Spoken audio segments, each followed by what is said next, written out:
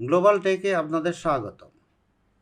On request from lot of my followers, I have decided to continue making video regularly because my intention is to help all of you by providing informative content for free so that all of you can learn properly and apply it on your workplace. আমি আমার প্রতিটি content খুব যত্ন সহকারে step by step complete করি যাতে সবাই ভালোভাবে বুঝতে পারে। দেয়ারফর কোনো স্টাইলের প্যাটার্ন করলে গ্রেডিং এবং মার্কার দিয়ে কমপ্লিট করি। আমার এক ভাই প্রশ্ন করেছেন কার্ভ পকেট কীভাবে ইজি ওয়েতে গ্রেডিং করা যায়, কারণ তার গ্রেডিং করতে গেলে অনেক সময় একটা মিক্স আপ হয়ে যায়। সো এখানে আমরা এই স্টাইল অলরেডি আমি গ্রেডিং করে রেখেছি আপনাদের দেখানোর সুবিধার্থে। আমি গ্রেডিংটি এখানে ভিজিবল করতেছি, আর এখানে সুইং অ্যালাউন্স সহ আছে। সো সুইং অ্যালাউন্সটা আমি হাইড করলাম। হাইড করার পরে এখানে আমরা দেখতে পাচ্ছি যদি আমি এই পকেটের সিমটা সরে, অনেকে এটা ইজি ওয়েতে গ্রেডিং করার জন্য লাইক এখানে আমরা ফ্রন্ট পার্ট যেভাবে গ্রেডিং হয় সেভাবে আমরা গ্রেডিং করলাম। করার পরে অনেকে ইজি ওয়েতে গ্রেডিং করার জন্য এই পয়েন্টটা 0 রেখে দেন বাদ বাকি পকেট ওপেনিং এখান থেকে আর পকেট ওপেনিংয়ের হাইট এইখান থেকে গ্রেডিং করে দেয়।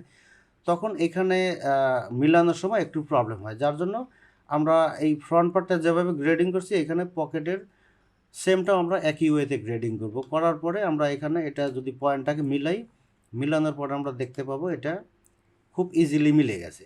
আর সেটা করতে গেলে আমরা যেটা করব, এখানে আমি যদি এই গ্রেডিংটা আপনাদের সামনে আবার করি, লাইক এখানে কপি করলাম একটা পিস, লাইক এখানে আমার কোনো গ্রেডিং নাই, দেন এখানেও আমার কোনো গ্রেডিং করা হয়নি।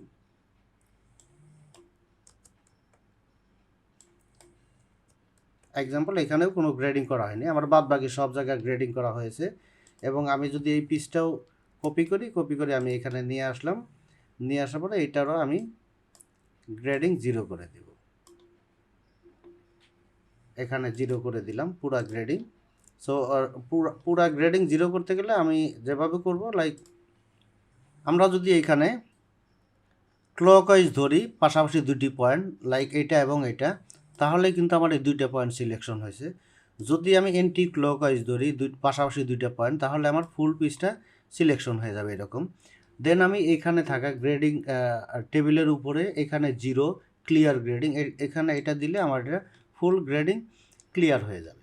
তারপরে আমি এখানে যেটা করব, লাইক এই পয়েন্টটাকে কপি করে আমি সমস্ত জায়গায় পেস্ট করে দেবো। এখানে কপি করলাম করে আমি এখানে এবং এইখানে দুইটা জায়গা সিলেকশন করে আমি এক্সে পেস্ট করে দিলাম। দেওয়ার পরে আমি ওয়াইটা কপি করলাম করে এখানে এবং এখানে দুইটা জায়গায় আমি পেস্ট করে দিলাম। এটা সিলেকশন হয়নি পয়েন্ট, পেস্ট করে দিলাম।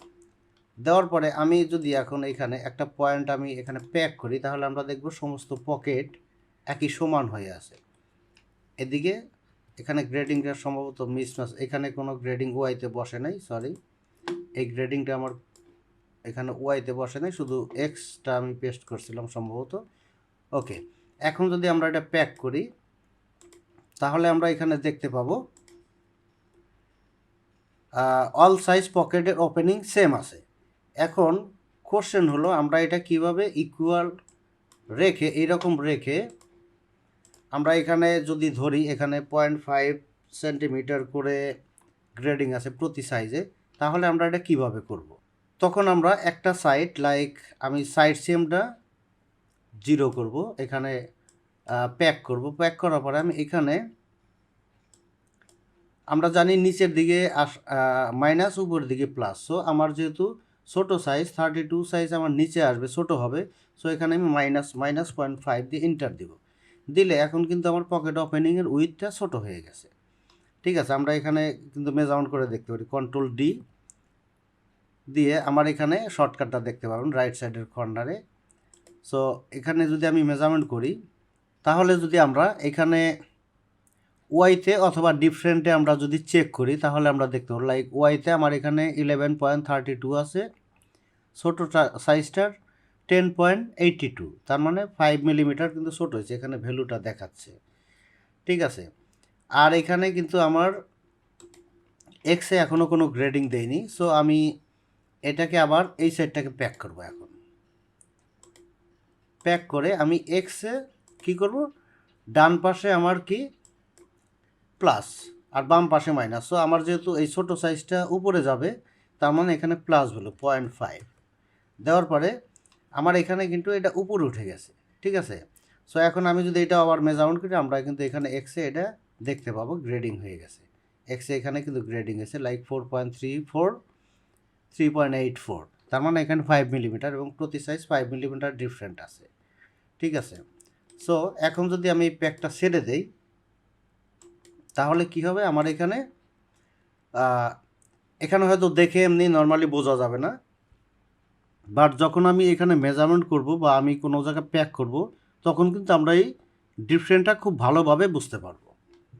সো একই ওয়েতে আমি এখানে পকেট ফেসিংয়ের বা সেমের গ্রেডিংটা করে ফেলবো। এখন আমি এক্সের গ্রেডিংটা এখানে দিয়ে দেব, কপি করলাম গ্রেডিং, টোটালটায় আমি এখানে এক্সের গ্রেডিং ইনক্লুডিং এই পয়েন্ট দিয়ে দিলাম। এখানে আমার একটু উল্টাপাল্টা হয়েছে, যার জন্য কিন্তু এরকম হয়েছে। লাইক আমি প্লাস মাইনাস যদি দেখি, এখানে কি আছে মাইনাস ভ্যালু, ঠিক আছে, আর এখানে কি আছে, এখানে কিন্তু প্লাস ভ্যালু আছে। এই জিনিসটা আমরা একটু লক্ষ্য রাখবো, ঠিক আছে। ফ্লিপ, তারপরে এই পয়েন্টটাকে আমরা এখানে এক্স গ্রেডিং দিয়ে দেব। এখন আমার কি হলো, পকেটের যে ফেসিংটা সেমটা, সেটার লেন্থ কিন্তু সবগুলো একই সাইজ আছে, বাট এটা হলো আমার এই প্যানেলের সাথে সাথে এটা মুভ করছে। আমি যদি এখানে এটা একটা কর্নার আমি প্যাক করি, তাহলে আমরা দেখতে পাবো সব সাইজ কিন্তু আমার একই আছে। দেন আবার আমরা নর্মাল পজিশনে নিয়ে আসি এখানে। এখন কিন্তু আমার এই প্যানেলের সাথে এই গ্রেডিংটা আমার ডিস্ট্রিবিউট হয়ে গেছে এইখানে, বাট আমার অল সাইজ স্টিল সেম আছে। আমার কিন্তু এখানে সেমের কোনো গ্রেডিং হয়নি, শুধু এখানে প্লেসমেন্টটা চেঞ্জ হয়েছে। সেম ওয়েতে আমরা কি করব, এই পয়েন্টটাকে ওয়াই পয়েন্টটাকে ধরে কপি, এখানে পুরা সমস্ত পয়েন্টে আমরা এই ওয়াইটা পেস্ট করে দেব। এখান থেকে এই পর্যন্ত আমার এখানে সবগুলো এই গ্রেডিং পয়েন্ট এখানে আমরা ওয়াইতে পেস্ট করব।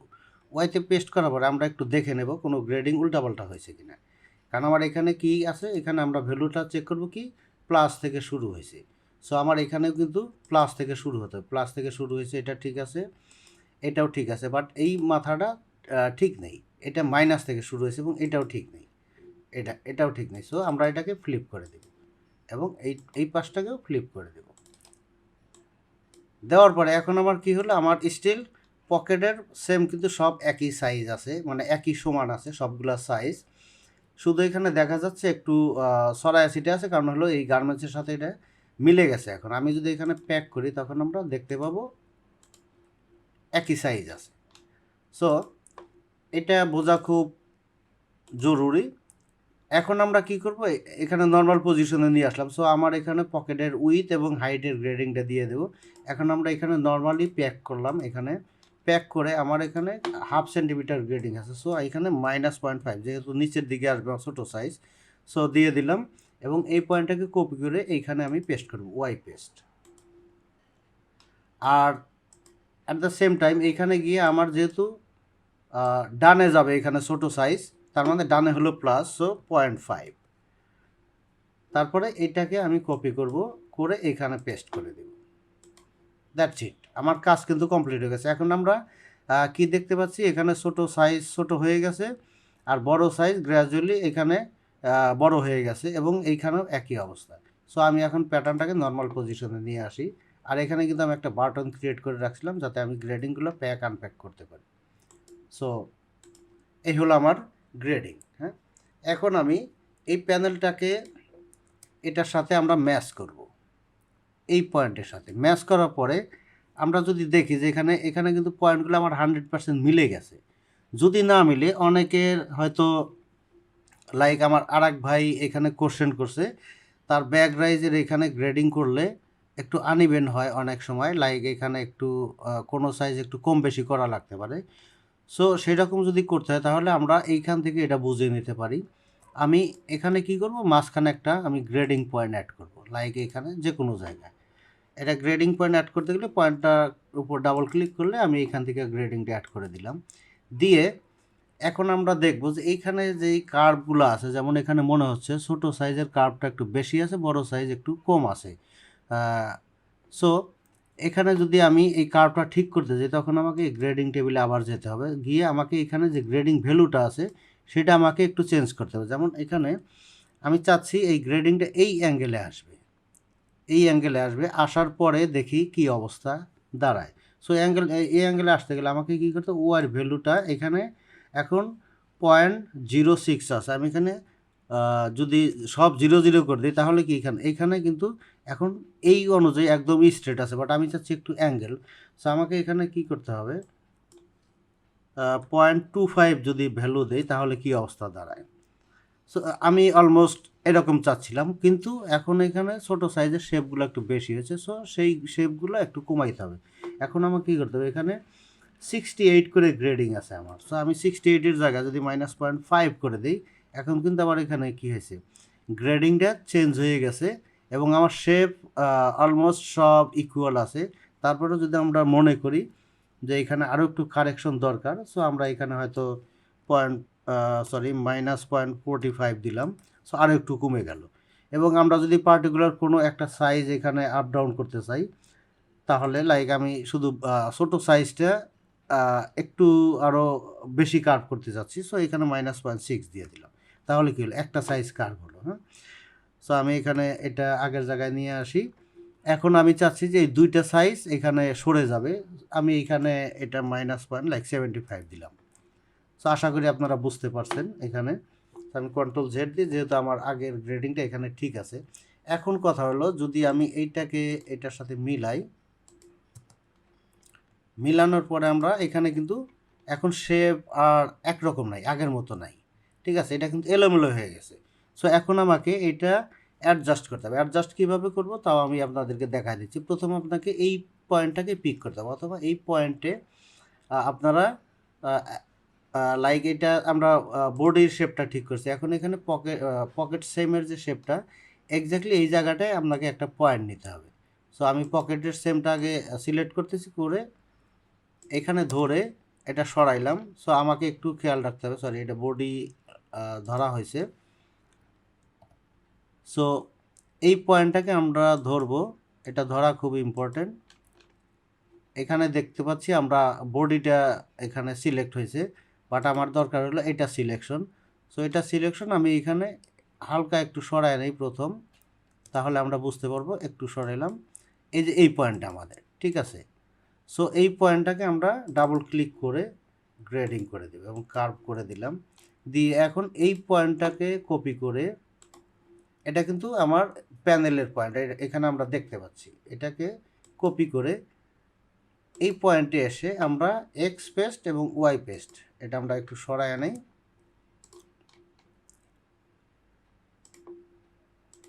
সো এখানে আমরা এক্স পেস্ট ওয়াই পেস্ট, এখন হলো আমাদের ভ্যালুটা হয়তো একটু উল্টে গেছে, কারণ আমাদের এখানে দেখতে হবে এখানে প্লাস মাইনাস কী অবস্থা ছিল, এখানে আমার এক্সে মাইনাস ওয়াইতে প্লাস। সো আমার এখানে কি করতে হবে, এক্সে মাইনাস এখানে ফ্লিপ করে দিতে হবে, এখানেও এটা ফ্লিপ করে দিতে হবে। এখন আমরা যদি যে কোনো জায়গায় মিলিয়ে দেই, আর একটা জিনিস খেয়াল রাখবো, আমরা এই সব পয়েন্টগুলো আমরা সিলেকশন করে এখানে এন্টার চাপ দিলে এই পয়েন্ট আসবে, এখানে আমরা সমস্ত পয়েন্ট আমরা কার্ভ করে দিব, ঠিক আছে, এবং এটাও কার্ভ করে দিব, ক্লকওয়াইজ হবে। সো এইগুলো আমি সবগুলো কার্ভ করে দিব, ঠিক আছে। এখন আমি এখানে যদি মিলাই তাহলে আমরা দেখতে পাবো এক্স্যাক্টলি এটা মিলে গেছে, এই যে আমরা দেখতে পাচ্ছি এক্স্যাক্টলি মিলে গেছে। সো এখন আমরা গ্রেডিংটা এখানে যদি হাইড করি, এই যে বাড়তি সেটা আপনারা সবাই জানেন এই বাড়তিটা কী জন্য দেওয়া হয়েছে, কারণ হলো এখানে পকেট কমপ্লিট করার পরে এখানে ফেসিংয়ের জায়গাটা এই লাস্টের এই যে গিয়ে একটা প্লিটের মতো চলে আসে, গ্যাদারিংয়ের মতো চলে আসে, এবং এই পকেটের আউটার সাইডটা ওপেনিংটা একটু টাইট থাকে, যার জন্য হাত ঢুকাইতে বা এখানে হাত রাখতে একটু সমস্যা হয়, যার জন্য এখানে একটু বাড়তি দেওয়া হয়। নর্মালি 5 মিলিমিটার টু 7 মিলিমিটার পর্যন্ত হয়, বা যদি এক্সেপশনাল কেস হয় সেক্ষেত্রে একটু কম বেশি হতে পারে। আর নর্মালি যদি সুপার স্ট্রেস ফেব্রিক্স হয় সেক্ষেত্রে এই বাড়তিটা না দিলেও চলে, কারণ তখন বাড়তি দিলে বরঞ্চ এখানে উপরের লেয়ারটা অনেকটা লুজ হয়ে থাকে, কারণ হলো সুপার স্ট্রেস ফেব্রিক্স অন্য জায়গায় যেই শ্রিঙ্কেজটা করে, এখানে যেহেতু অনেকগুলো লেয়ার থাকে, 4-5টা লেয়ার থাকে, সেক্ষেত্রে ওইভাবে শ্রিঙ্কেজটা না করার কারণে এই জায়গাটা এমনি একটু ওয়েভি থাকে। সো এগুলো একটু খেয়াল রাখবো আমরা।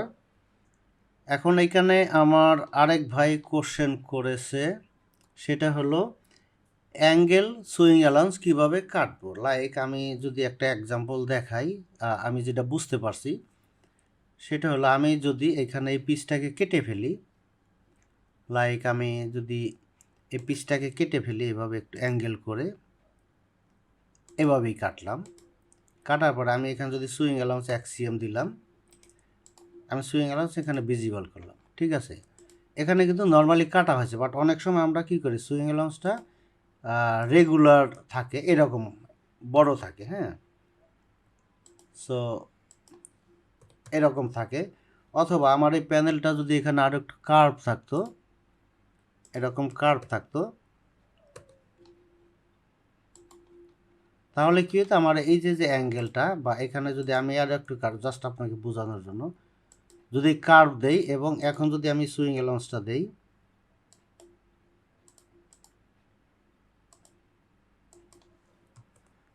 এই যে বাড়তিটা হয়েছে, এই যে অ্যাঙ্গেলটা, সেই অ্যাঙ্গেলটা আমরা কিভাবে অ্যাডজাস্ট করব। এই অ্যাঙ্গেলটা অ্যাডজাস্ট করতে গেলে আমরা এখান থেকে আমরা এই পয়েন্টটাকে সিলেকশন করব, করার পরে আমরা এইখানে এই মেশিন সিমের এইখানে একটা অ্যারো আছে, অ্যারোতে আমরা ক্লিক করলে এখানে আমরা দেখতে পাবো কাট সিম অ্যাঙ্গেল। এই অপশনটাকে আমরা সিলেকশন করব, পিক করব, করার পরে আমরা প্রথমে এই পয়েন্টটাকেই ক্লিক করব, করার পরে দেন আমরা এখানে অ্যাপ্রক্সিমেটলি কতটুকু লাগবে সেইটা আমরা এখানে পিক করব। আমরা চাইলে এখানে গ্রিড লাইন দিয়ে এটাকে আইডেন্টিফাই করে নিতে পারি কতটুকু রাখবো। সো এক্সাম্পল এতটুকু রাখবো। সো এখানে আমি একটা ক্লিক করব, করে ওকে করব। দেন এখন আমরা এই সিমটার উপরে একটা ক্লিক করব। সো এখানে আমি যদি এখানে ক্লিক করি, তাহলে কিন্তু আমার এই সিমটা কাটা হয়ে গেল। এটা একটা ওয়ে। আর একটা ওয়ে আছে হলো, আমি যখন সিম অ্যালাউন্স দিব, এটা কিন্তু এইভাবে কাটিং হয়েছে। আবার সিম অ্যালাউন্স দেওয়ার সময় আমরা আর একটা ওয়েতে কাটতে পারি। লাইক এখানে আমরা এটাকে ধরলাম, ধরার পরে এখানে কিছু অপশন আছে, এই অপশনগুলো ইউজ করে আমরা এখানে কাটিং করতে। লাইক এটা যদি আমি মনে করি এটা নিচের দিকে ফোল্ড হবে, তাহলে এখানে আমাদের উপরে 5 নিচে 6, এই অপশনটা ক্লিক করে ওকে করলে আমার এটা কি হলো, এটা ফোল্ড হওয়ার পরে আমার যে ইফেক্টটা আসবে, সেই ইফেক্টটা এখানে ইনসেম এবং ব্যাক রাইজ যদি একটু অ্যাঙ্গেল থাকে, সেক্ষেত্রে লেডিসের ক্ষেত্রে এরকম অনেক সময় একটু বাড়তি থাকে। আর সেটা গিয়ে যখন আমরা মার্কার করি, তখন এই বাড়তির জন্য মার্কারে একটু প্রবলেম হয়। সো যদি আমরা এখানে একটু কেটে দেই, সেক্ষেত্রে কিন্তু সেটা মার্কারে বা সুইংয়ের সময় কোনো ইফেক্ট ফেলে না, ঠিক আছে। সেই ক্ষেত্রে আমরা কিন্তু এই টুলসটা ইউজ করতে পারি। যেখানে আমরা কাট সিম এখানে যাওয়ার পরে এই পয়েন্টটাকে সিলেকশন করব, করার পরে আমরা যতটুকু রাখবো ক্লিক করে ওকে, দেন এখানে আর একটা ক্লিক করব, আমার এই সিমটা কাটিং হয়ে যাবে। I put a lot effort to make a proper learning video. Therefore, I kindly request you please share the video as much as possible, so that some other people beside you also can learn that we teach. At the same time, I will get inspiration too.